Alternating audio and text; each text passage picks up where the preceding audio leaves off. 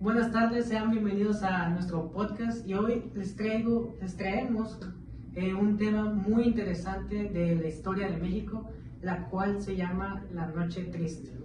Sí, exactamente. Este tema es bastante interesante porque tiene muchos puntos de vista. En este caso, pues la Noche Triste se le conoce como la noche en donde por primera vez los mexicas derrotaron a los españoles en un acto de traición que después ahorita se complementará. Pero sí, también se le conoce como la Noche Triste debido a la visión que nos han impuesto los españoles, los conquistadores, a través del tiempo. Por eso le conocemos así, como la derrota y pues esta tristeza de los españoles por ser derrotados, aunque realmente se ha ido cambiando con el tiempo para conocerla como la Noche Victoriosa. Exactamente. Pues sí, como mencionó mi compañero, también se dice mucho que el que escribe la historia es el que la gana, y pues como fue España lo llaman Noche Triste porque para ellos fue una derrota, pero para nosotros una victoria. Para el pueblo indígena fue una victoria temporal. Al menos expulsar del Imperio Azteca a los españoles pues es una victoria para nosotros. Que de todos modos de igual manera nos terminaron conquistando en 1521. Exactamente. Hernán Cortés regresó con más tropas y nos terminaron conquistando de todos modos. Sobre cómo inició la Noche Triste. ¿Alguien sabe ustedes cómo inició? Pues yo. Bueno, pues más que nada todo comenzó cuando Pedro de Alvarado, uno de los capitanes de Hernán Cortés, ordenó una masacre en el Templo Mayor durante una fiesta religiosa y... Sí, pero también tenemos que aclarar que Hernán Cortés se había regresado a España porque lo se había buscando. ausentado. Entonces Pedro de Alvarado, que era uno de los más racistas que había ahí, porque pues, todos los españoles eran racistas, pero Pedro de Alvarado era todavía más, ordenó una masacre durante una fiesta religiosa en el Templo Mayor, lo que ocasionó la muerte de muchos nobles mexicas. Y pues esto desató el enojo de los mexicas y ocasionó una gran rebelión en Tenochtitlan, y también pues murió Moctezuma. Entonces pues los españoles, al verse rodeados y que no tuvieron salida, pues decidieron huir de noche, y pues eso terminó siendo como una derrota para ellos.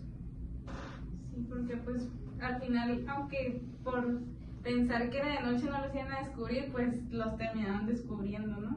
Y pues ahí fue cuando los aztecas pues los atacaron y así, y los aventaron de los puentes y así, iban pues con plan de robarse cosas y se cayeron con todo y el oro que supuestamente se querían llevar y así. Bueno, y también agregar que fue la peor derrota que tuvo Cortés, porque después, como ya había mencionado, después se vino la conquista en 1521 y esto ocurrió el 30 de junio de 1530, que ya había mencionado. Entonces esta fue su peor derrota, pero en base a eso logró como reorganizarse mejor sus tropas y con ayuda de los tlaxcaltecas, si no me equivoco, En otros pueblos.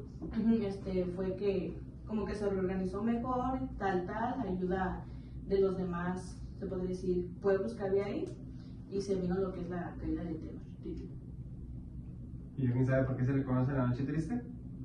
Pues, Sí, pero ¿por qué se le denominó la Noche Triste? por el árbol, ¿no? Se supone que fue porque Hernán Cortés, al llegar a piso firme, pues estaba ahora sí que triste, ¿no? Por su derrota, y terminó llorando bajo un árbol que actualmente dicen que aún se conserva el tronco, que su nombre era